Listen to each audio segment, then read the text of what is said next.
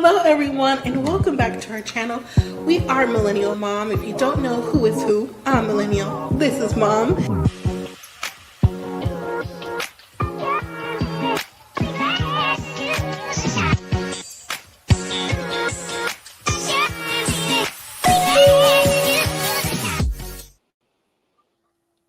Hello everyone, welcome back to our channel.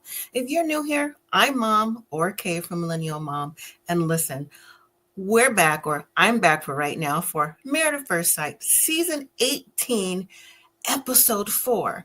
Now the couples are finally going on their honeymoons. Now I have watched the first 3 episodes, but you know what, since this channel has done Married at First Sight for many seasons, I decided to wait until they go on the honeymoons, because to me, that's where everything gets started. That's where stuff goes down. I think the weddings, even though they're nice to see if there's any connection, there's a lot of fluff with those weddings. So this year, wanted to try something different. So if you're not familiar with the season 18 Chicago cast, it is Madison and Allen, Karla and Juan, Emem and Ikechi,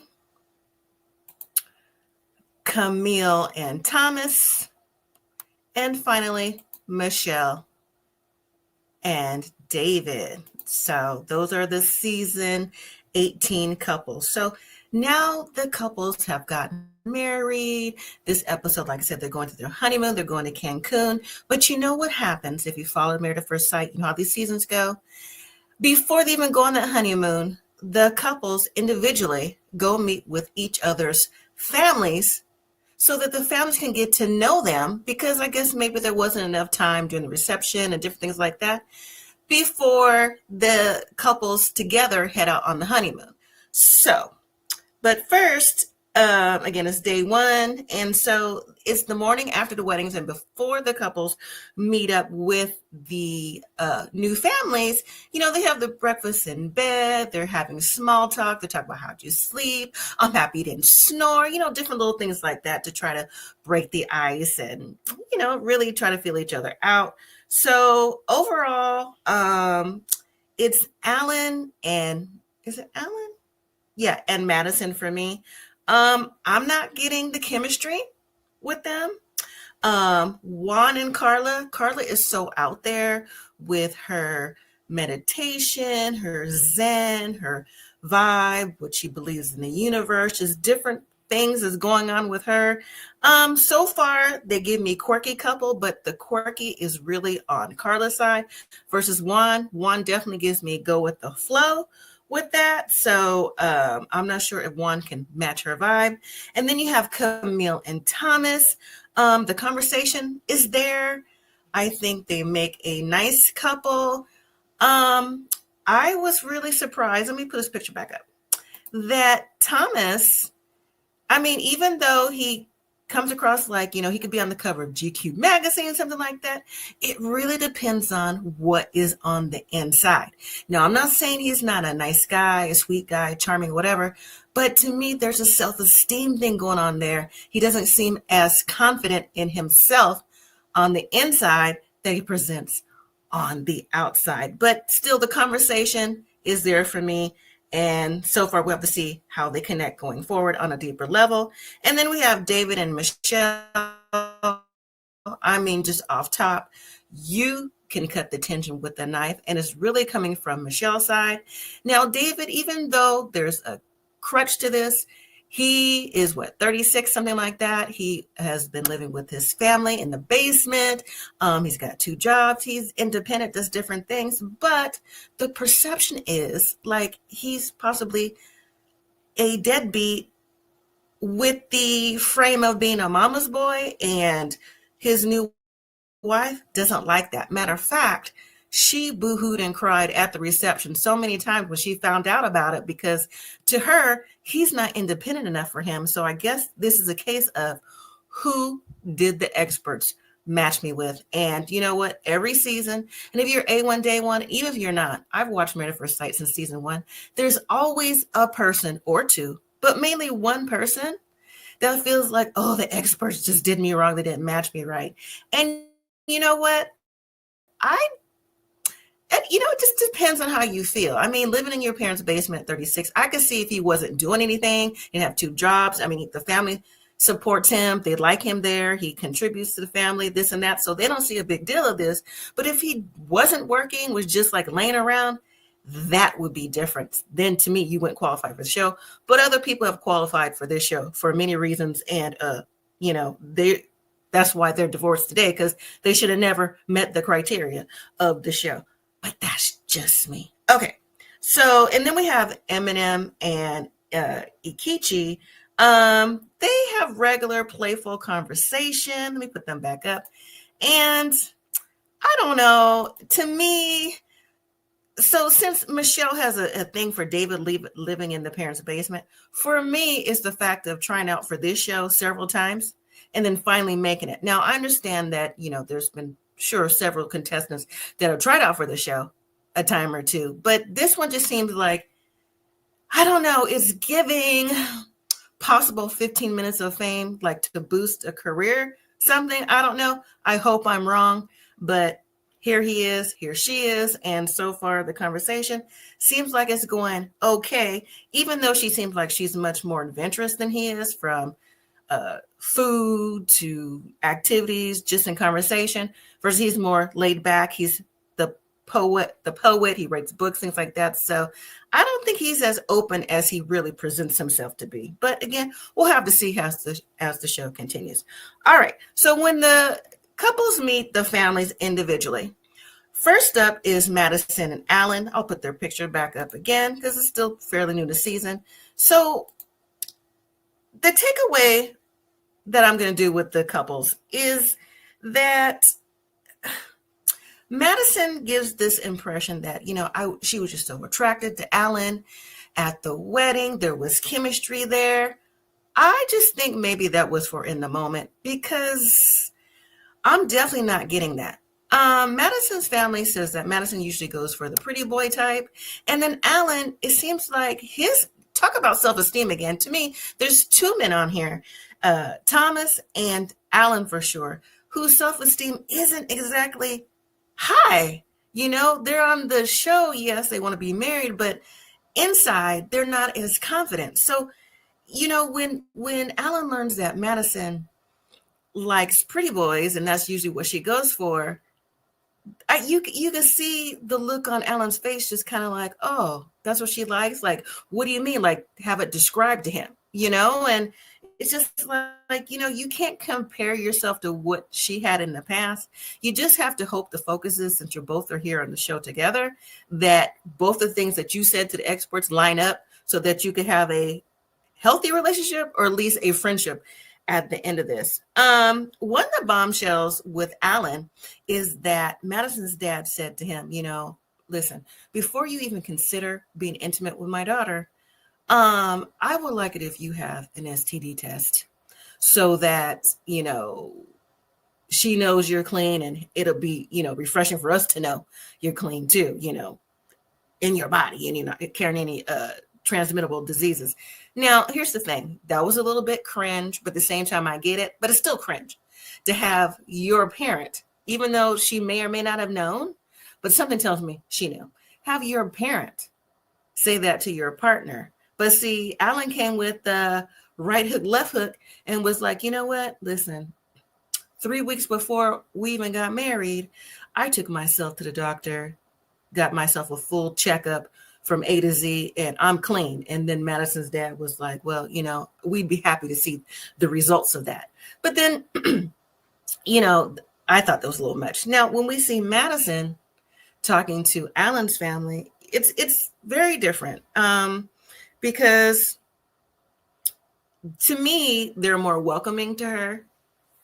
I'm not saying Madison's family wasn't welcoming to Allen, but it was just kind of like, they're looking at him like, you're not the type of guy she usually goes for. So we don't know how this is going to work out. But, we're just trying to let you know, a little nod, wink, wink up front. But see, Allen's family, Allen's mom is emotional. She's like, she doesn't want her son to get hurt. They feel like she's a good person. And they're asking her genuine questions, about why she committed to this process. And she gives the standard typical answer to me, like, I've dated around and haven't really found what I was looking for. And so, I'm hoping that my partner, who the experts match me up with, is going to be on the same journey, that same, hook, line, and sinker spiel. But no, Madison, for the moment, talks a good game of what she wants them to know, but deep down, I do not see the connection at all. And I think, and I hope not, but it's giving Allen might be hurt unless he really stands up for himself in this possible friendship going forward. I'm not gonna say marriage, just friendship going forward, because it's definitely giving me friend zone. So moving to Emem and Ikechi, when they meet the families respectively, the takeaway from them, they said, both of them separately said that they had a great night at the wedding. Eminem's family asked Ikechi why he wanted to get married, and has he ever been engaged before? He says yes, he has been. He was engaged when he was 25. Things didn't work out because he was unfaithful, and he ended up hurting the person in the meantime. And so her family asked him, so what'd you learn from the experience? And so the thing that I got from Ikechi, from him talking about what he learned from the experience, and just, also how he would change and adapt to Eminem now, I thought also he gave a lot of fluff. He talked in a big circle. And even though he may have thought about what he wanted to say, I understood he was, on the spot, but it didn't, for me, come off like he really got his point across. Now, one thing he did express was when he was talking about Black love, and there's not a lot of representation for that. And he wants to be open to the process. And that was the main reason he tried out again for Married at First Sight. And, that's why he's here. He said, yes, the process originally made him uncomfortable, but, he's here now, and he will do whatever it takes to be that family man. So that part of it I get, but the other things he was saying, he just really went around the circle without having a definitive answer. But that's just for me. How her family took it is completely different. Now, when Emem went to Ikechi's family, they made sure that she knew that he was very popular on social media. He's an author, he's a poet, and there's women flocking to his DMs, I guess, leaving messages. But he hasn't really, at least to their knowledge, known for him to like hop from one woman to another, but just for her to know that he's very popular. And I was like, so that's the main thing. They want her to know that he's popular on social media. How come it just wasn't, he's a poet, he writes books, he puts them online for traction or whatever the case may be. Not like, oh, he's got girls in his DMs. I'm like, to me, that didn't necessarily, if it was me, that wouldn't necessarily make me feel comfortable. But they did ask Ikechi how she feel about being married. She said that, again, she wants to have someone that she could be with as a partner, go forward as a union, build a family, grow, and eventually have kids, and just be together, have that white picket fence. So, I think his family, excuse me, was a little skeptical about her, but at the same time, I think maybe the things that she was saying, they took it like, oh, okay, so she's not so bad after all. All right. Moving to Michelle and David. So this right here, this is definitely going to be the storyline to watch this season.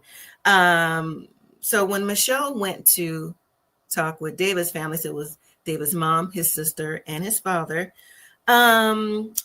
Before Michelle got there, David's mom was like, I have my paper and I wrote stuff down so I could ask the questions so I don't want to forget.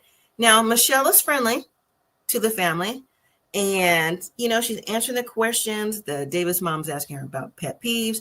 She mentions her pet peeves, but then right away she's like, well, what's David's pet peeve? I'm like, ooh, that energy was kind of off the way she said that. Again, that's just my perspective of it. And then the topic of David still living at home, Michelle brought that up. She said she was very uncomfortable with that. She just didn't understand why he would at his particular age. That's not what she likes. It made her just feel like, something was off, and it's just simply not her vibe. And she didn't know if she can really like be a part of him being at home. And so David's mom, David's sister, but especially the mom, went into mama bear mode. Okay, I know mama bear look, because my kids are, regardless how old they are, they're older too, but still, even when they're younger, I mean, I get that. Like, you don't want nobody that really a stranger talking to you about why you think he should be doing X, Y, and Z when you really don't know the background of X, Y, and Z. You know, just a little bit. I think Michelle came off a little bit sharp, smart-ass, and condescending in a way. But I also think that's condescending and smart-ass is part of her personality.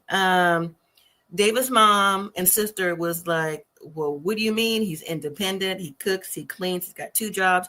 He does everything for himself. He's got his own interests. He comes and goes as he pleases. He helps us out. He's got his own little studio down there in the basement. So he's living here, but he's not living here. You know what I'm saying? It's not like he's upstairs sharing a room with us, something like that. But yeah, even in confessional, David's sister was pretty much saying like, listen, she don't have to be there. She don't have to be bothered with her brother if she don't want to, because, she just didn't like the vibe. That's what I got from her. I'm just, saying how I feel, how David's sister really came across, because she was like squinting her eyes and everything, like, who is she? Kind of thing, So then when we have Michelle's family talking to David, now David is sitting there with Michelle's sisters. And Michelle's sister, I'm going to say probably the older sister that Michelle looks more like, was telling David that, listen, Michelle comes from a home that's female driven, female oriented, and female independent. We are all successful. We do our own thing. And, we expect certain things at certain times from our partner. So then David took upon himself to say, yes, I still live at home, but, just like I explained a minute ago, with David's mom saying about him being, even though he lives in a basement, it's like a 1-bedroom or studio apartment down there. He's got 2 jobs and all these different things. And they're looking at him like, you what? And they even said, oh, I know Michelle don't like that. And David said, you know what? Yeah, we talked about that this morning. She said she was put off. And that's exactly what she said. She was put off. And they were like, yeah, we know, like, this is not what she would want. Like, why would she want to be with someone who she didn't feel that was independent? And I'm like, wow, David can't even though he comes across, has been, in my opinion, polite so far, he can't even catch a break from her sisters explaining his situation. Even they're like, nope, nope, nope, and nope. Right after filming, they was probably texting Michelle like, girl, I know you lying, something like that. I could definitely see that from his sisters. But then the sisters, I guess production was like, talk about something else, because then they talked about the vibe and how he feels like how the marriage is going, and like what he can do to help Michelle feel more comfortable. And they were saying, talk to her, don't, give her some space, some time, because she could shut down, and just, really it's all about Michelle and how she's feeling. She really don't care about how David is feeling or nothing like that. Even her sisters is like, no, we aren't about this life. We aren't about to do this. So, yeah, I mean, they were pumping up Michelle, talking about she's very successful, independent, supports herself, and just, I mean, David just couldn't win from anything. I mean, again, the vibe from them sisters too. And then Michelle, nah, it's a done deal. Now, when we see Karla and Juan, so Karla's talking to Juan's family, and in the beginning, Juan's family was kind of like reserved, but then things started to pick up, and Juan's dad was like, so what do you do for a living? Like, how do you make money, right?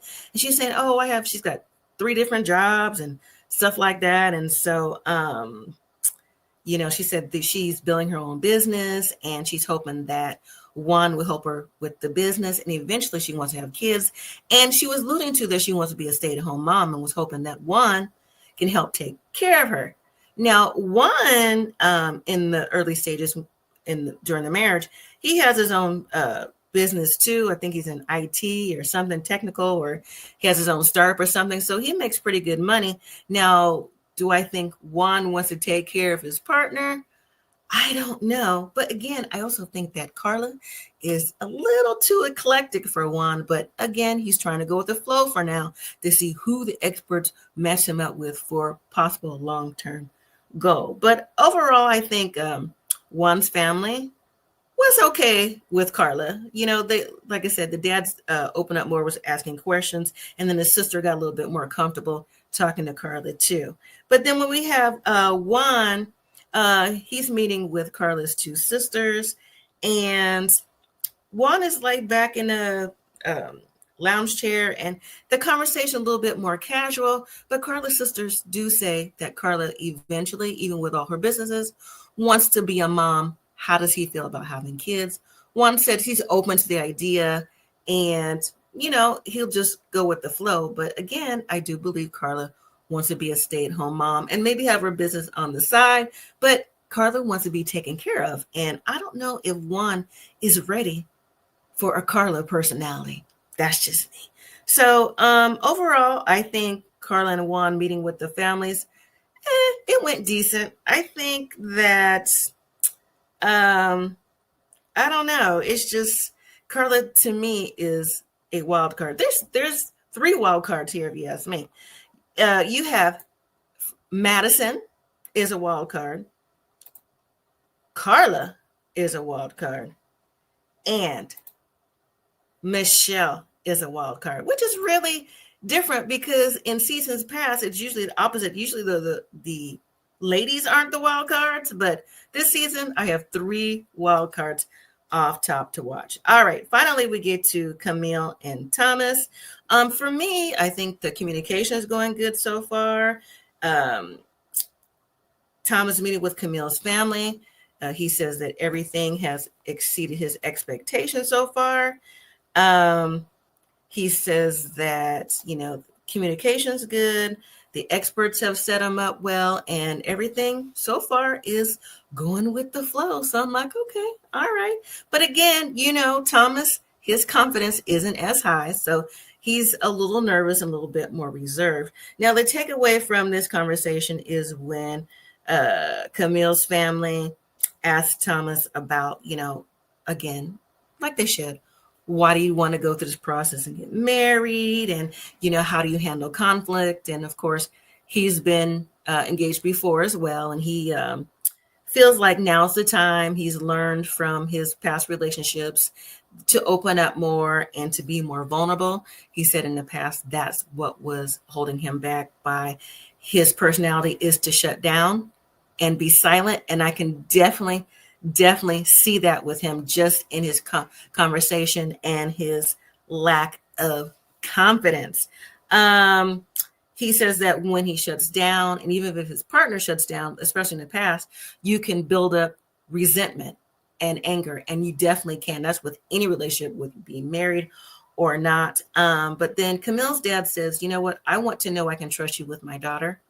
I'm still just getting to know you, and how can I trust you? Like, you're going to have to build the trust up with us too, not just with Camille, but, as her dad, I'm expecting you to be the man and take care of her. So Thomas seems like he heard the message loud and clear, because Camille's dad point blank and said he doesn't want to see his daughter heartbroken. And whether it be your family member, your dad, your mom, or anyone specific, no one wants to see their family member heartbroken when it comes to this process. Now, when we go to Thomas's family, if you didn't know, Thomas is a twin, Thomas and Tim. And I wonder how Camille, put her picture back up there, I wonder how Camille felt about seeing Tim, who is an identical twin of her new husband. Like, was it weird, since you don't really know them, talking about your new husband and how you want things to go, when his twin is saying how, his brother will tend to be shy and pull away, like he's the zen to his yin to the yang. Thomas is more reserved, he's more out there, and just the different approaches that they have. But I think they really welcome Camille into the family. Camille did say, and this is something that her and Thomas are, to me, on the same page with, when they talk about their vulnerabilities, that they both need to be more vulnerable, and they both tend to shut down and need to work on problems. So that's something that they definitely are matched for. And I really think that so far, this match is a great match. They seem to smile when they're sitting next to each other, or even when they're not, even talking with the families tend to smile when they're talking about each other. And, their body language, they're sitting next to each other. They really look like they're starting to get to know each other more and really are feeling a spark. And I like that. And hopefully that can go for many, many weeks of this show and not get caught up in things that could possibly spoil it, as we've seen in seasons past. All right. So after the couples meet with the families, then they meet with each other again to talk about how things went with the families. Now, this is where I think things are kind of like redundant when it comes to Married at First Sight. Like, we could have saw them talk about that, like when they went back to the apartment or the hotels to get the knock on the door to see where they're going for their honeymoons. We didn't need a whole separate, scenes of what was happening.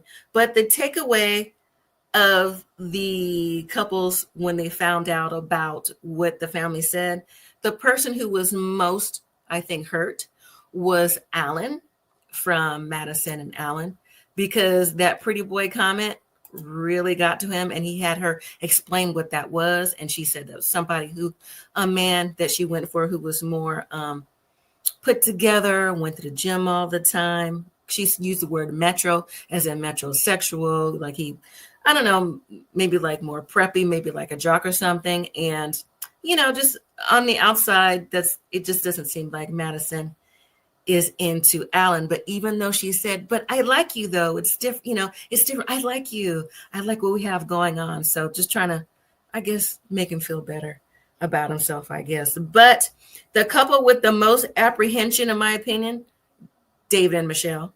The couple with the most spark and chemistry, Thomas and Camille. All right. So now the couples are back at the hotel, and they find out they're going to Cancun, Mexico for their honeymoon. So they all get packed and they all meet downstairs for the first time meeting on an actual party bus. And here's the thing with the party bus.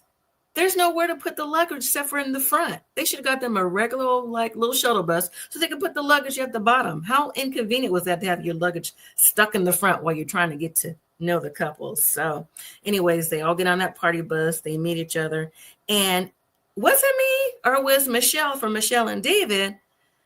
Let me show her picture again.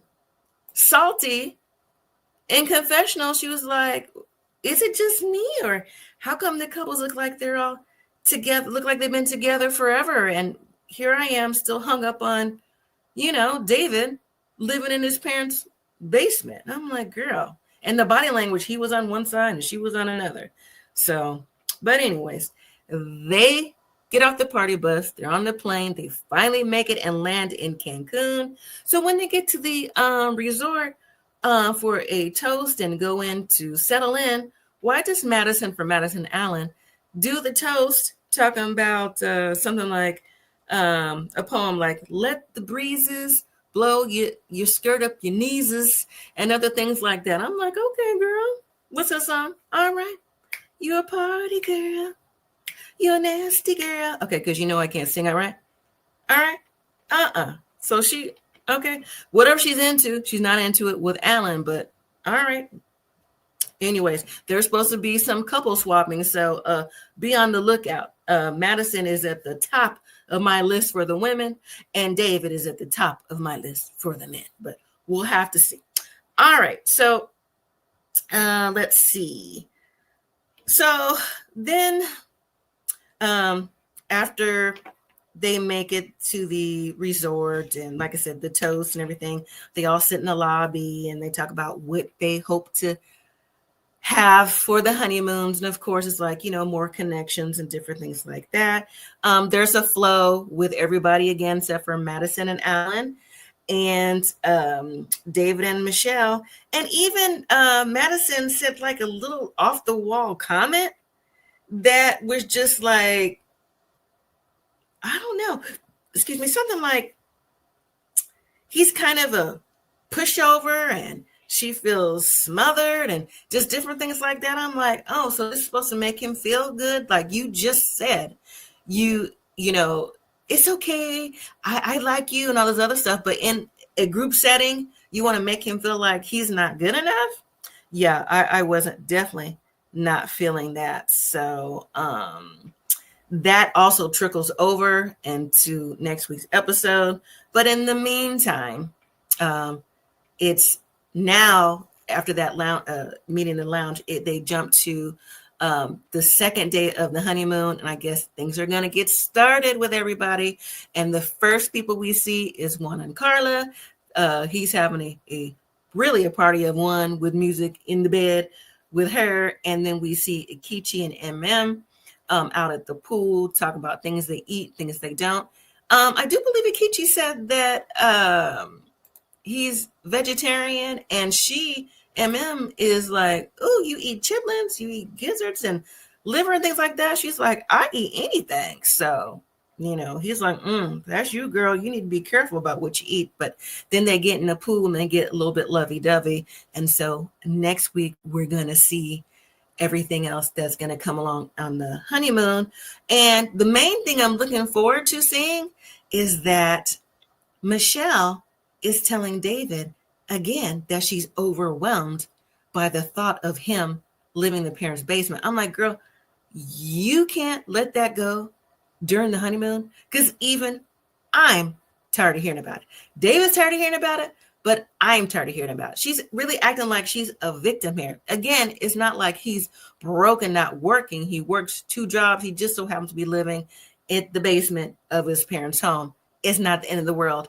He can move out, even though he said he would for his wife. So you know what? I'm tired of hearing about that mess. So whatever it's going to be, it always pops off on the honeymoon. So that was my abbreviated version of Married at First Sight, season 18, episode 4, Chicago. So hopefully next week, there will be more to come, and I will see you then. And until next time, everyone, thank you again for watching. Don't forget to hit that like, subscribe, comment, and share. And until next time, live simply, be grateful.